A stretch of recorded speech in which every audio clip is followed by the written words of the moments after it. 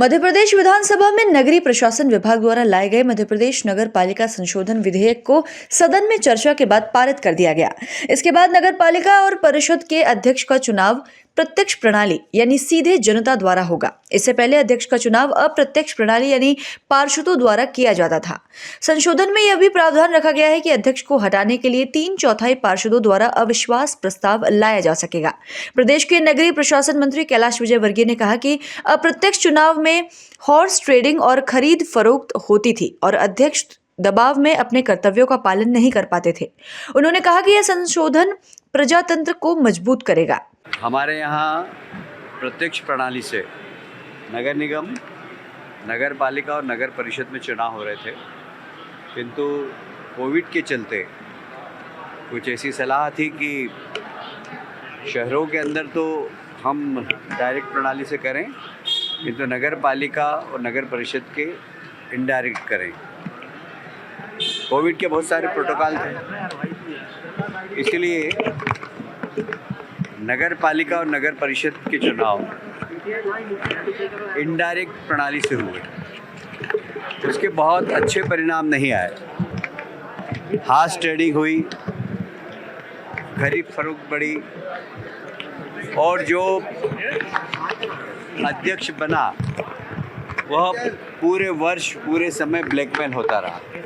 तो शहर के लिए जो विकास होना चाहिए, जिस तरीके का विकास होना चाहिए, वैसा नहीं हो पा रहा था।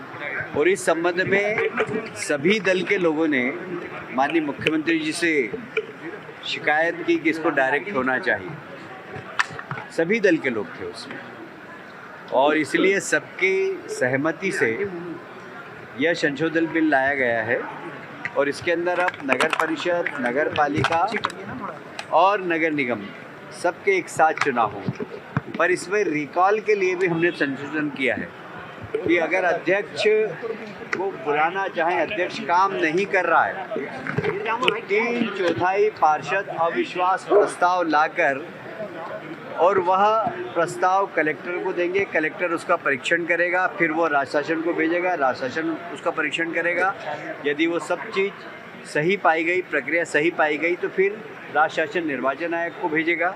निर्वाचन आयोग उसको अपदस्थ करेगा और तत्काल बचे हुए समय के लिए चुनाव कराएगा। सर, नेताओं का केस और इसलिए ये जो संशोधन विधेयक है, ये बिल है, जो संशोधन बिल, यह प्रजातंत्र को मजबूत करेगा और प्रजातंत्र की पहली सीढ़ी में पवित्रता लाने का प्रयास।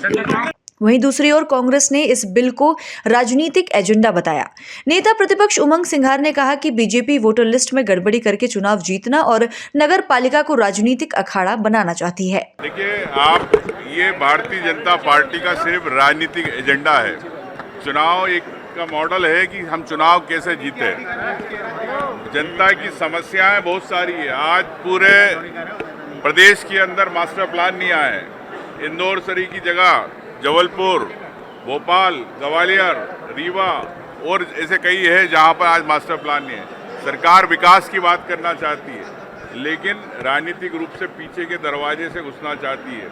जिस प्रकार से इन लोगों वोटर लिस्ट में गड़बड़ी करके चुनाव जीत रहे हैं, वही चीज़ नगर पालिका में करना चाहती है। राजनीतिक ध्रुवीकरण का एक अखाड़ा बनाना चाह रही है, जिसमें नगरीय निकाय का उद्देश्य ये रहा, जब इसको संशोधन हुआ था, संविधान में इसको अधिकार मिले थे कि वहाँ पर सड़क है, पानी है, नाली है, जो सुविधाएं हैं वो सामूहिक रूप से नेतृत्व होकर सामूहिक रूप से उनको मिले।